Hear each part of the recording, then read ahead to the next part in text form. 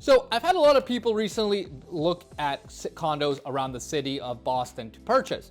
And I've come up kind of with a couple of criteria that I think are absolutely critical that you have to follow when looking at buying a unit, right? And these criteria are gonna help you avoid buying a unit that's gonna be hard to sell for you off in the future. So if you're kind of thinking about buying a condo or you're already kind of on your journey along the way, make sure to pay attention to these criteria because it's gonna save you a lot of headaches in the future. So with that, let's get at it. What's going on, guys? My name is Lior and welcome back to my channel. Now, before I get into the meat and potatoes of the video, two super quick things, guys. Number one, if this is your first time on my channel, first of all, welcome. My name's Lior. I'm a broker here based out of Boston. And if this is your first time on my channel, make sure you subscribe to my channel. I'm putting out weekly content on Boston lifestyle, real estate, and everything in between. And number two, guys, if you're thinking about doing anything at all with real estate, whether it's buying, selling, investing around the Boston area, I still get so many calls from you guys watching these videos, and I love each and one of them. So if you're even considering doing anything, just hit me up, have a conversation with me, and I will definitely help you out. So with that, let's get right into it. I'm gonna give you my top 5 things that I look for when buying a condo around the city of Boston. And number one is layout.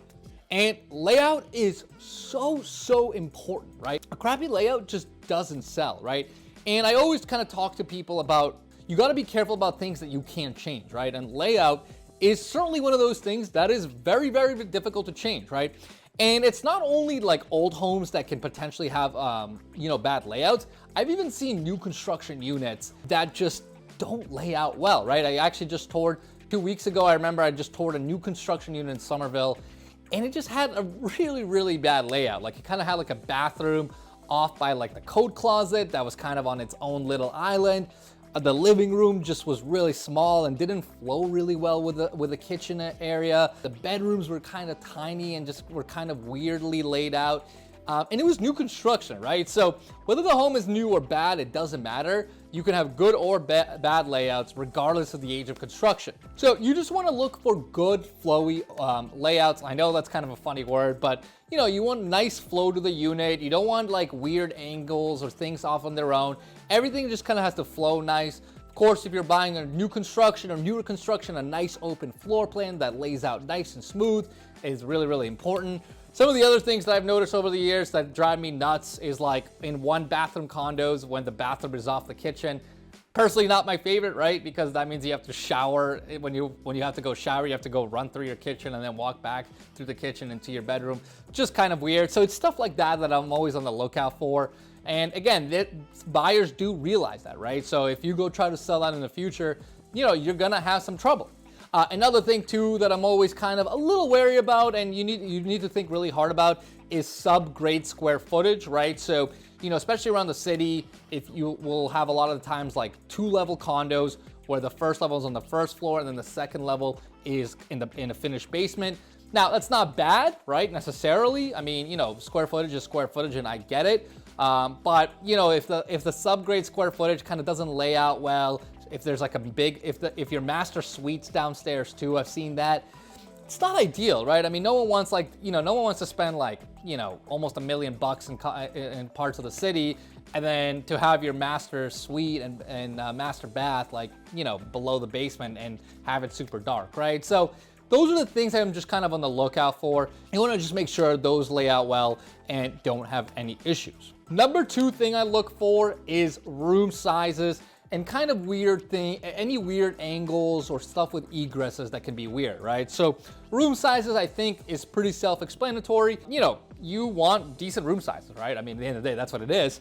But I've seen units with like really small living spaces. Again, it just feels cramped. And especially in today's age where people live at home and work at home, that's probably not gonna cut it. Bedroom sizes, of course, if you have really tight bedrooms, not ideal. Now, this is going to be neighborhood specific, right? Because if you're going to look at the north end for a condo, you're going to have some really tight bedrooms. That's just how it is. But being neighborhood specific, you want to make sure your bedrooms are good sizes. nothing worse than having really tight bedrooms, and when you go sell the condo in the future, buyers are going to complain about it. Other things, egresses, right? I just walked a unit this week in Southie where the second egress was off the second bedroom. It's weird, right? Because you kind of lose the functionality of that bedroom. You can't really fully use it as a bedroom because that's kind of your flow for your second egress, and especially because that unit had parking in the back, so you're going to be using that entrance a lot. So it's just stuff like that just you want to be careful for it, because people are going to be picky about that stuff, right? People care about that. They don't want to use their second bedroom as kind of like their main entrance point. It's kind of weird. So now let's go on to number 3 criteria that I look for, which is the finish packages. And with the finished packages, of course, this really will depend on if you're buying an existing unit, a newer renovation, or a brand new construction, right? But you want to kind of really thoroughly evaluate what are you buying, and is it really what it looks like, right? Because there's kind of easy ways to make things look a lot prettier than they are, right? So stuff like cabinets, right? I mean, you want to, if you're buying new construction or newer renovation, you want to make sure you're buying good stuff, right? You don't want to be buying kind of like off-the-shelf Home Depot cabinets. I've seen some weird stuff, believe me. You want to make sure the cabinet package is nice. You want to make sure your stone and tile package is nice, right? You don't want like crappy 90s looking granite on a new construction building. I have seen those recently. Drives me absolutely insane. You want nice, you want nice stone, like white quartz kind of is the thing that most people do. You want nice tile in your backsplashes in your bathrooms. You don't want kind of like anything too cheap looking either. Other things to look for, fixtures, right? How is the fixture package? Is it kind of just like crummy looking? Again, if you're buying new construction, the developer actually spent some money and to really make the unit look nice. Other things too that you want to look for is, again, particularly on the newer renovation side, how did the trim come out, right? That's one thing I look for. I personally think when the trim doesn't look good on a new construction place, you usually judge a developer based on his finish quality and finish carpentry quality. So just really evaluating these kinds of items, I think is going to be really, really important and can kind of help you avoid buying anything that is just, isn't great, right? That's kind of the bottom line of it. Number 4 thing, we're moving on now, and now we're kind of going outside the unit, and we're going to talk about the building and the HOA. And this is actually really, really important. So in terms of building, one thing I look for in condos, especially for owner occupants, is are you buying into an owner-occupied association, or is this mainly an investor association, right? Owner-occupant associations, I've just noticed over and over again, tend to be better, well-maintained, right? They just spend more money on upkeep. They make the common space look better. There's typically less deferred maintenance. It's just a better run association. Whether you're an owner occupant or honestly, even my investor clients that buy condos, I tell them go after the owner occupied associations because it's just a nicer feeling for the condo. With HOAs, you gotta be a little careful here, right? Now, this will of course depend on what part of Boston or greater Boston you're looking at, but a lot of especially the bigger condo complexes around here, you really want to evaluate, is there going to be any deferred projects coming up soon, right? Because there are certain parts of Boston that have condo buildings that were built, say, in the 70s, 80s, 90s, and a lot of those associations are going to have pretty soon large builds coming up, right? And what I mean by that is, if you think about it, right, these 70s, 80s, 90s product, a lot of these are 30, 40 years old. So stuff like roofs, siding, heating systems, stuff like that. It's a lot of these big things run on 30, 40 year cycles, and I've seen it where a lot of these associations are now starting to incur really, really big bills because they have to go basically do new roofs, new siding, and do a lot of maintenance work, and it's causing a lot of financial stress on the association. So you really want to be careful about buying into something like that.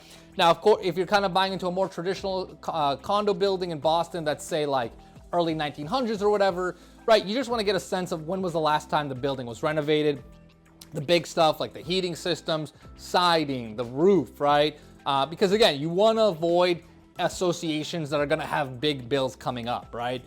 Because I have seen people that have been hit with some really, really large bills. And it kind of stinks, right? Because you have to put up money to pay into this large pot for the association, even though you just own a condo. It's just not a great feeling to write a check for something like that. And finally, the last criteria I'll talk about is the condo fee and the restrictions, right? So with condo fee, of course, you know, it's great to have a lower condo fee than a higher, but you really want to be strategic and evaluate what are the condo fees being used for, right? Sometimes condo fees can be used for property management, snow removal, which are good things, of course. If you have any amenities in your building, that's of course going to help with the amenities, elevators, you're going to need elevator maintenance. Sometimes condo fees can include some utilities, right? So sometimes it can include your gas bill. You don't need to pay the gas and you're just going to be responsible for your electric. So, you know, while you want the lowest possible condo fee, you want to make sure that it's a reasonable fee based on the type of building you're buying into and based on the amenities that you're getting out of it. And then, of course, with the restrictions, you want to just evaluate the association. Make sure there are no crazy restrictions about rentals, right? Because even though you might be buying as an owner-occupant, you may decide to rent your unit in the future. So you want to make sure that there's no weird caps or restrictions on how many units can be rented. Things like pet restrictions. Even if you don't have a pet today, if you buy into a building with pet restrictions, then you won't be able to buy pets in the future when you want them to. So just things like that, making sure it's a clean association that's not going to give you a lot of issues down the road. So that's kind of my tips for you guys. Those are some of the big things I would look for, again, when buying condos, particularly around the city. I think all of these have a lot of impact on not only the financial value, but of course, how much happiness you can get out of the unit. Everyone wants to live in the best possible unit for themselves. So these are the criteria I would absolutely focus on, when evaluating a potential condo. So hopefully that helps, guys. Of course, if you have any sorts of questions, make sure to hit me up or put them in the comments below, and I will definitely help you.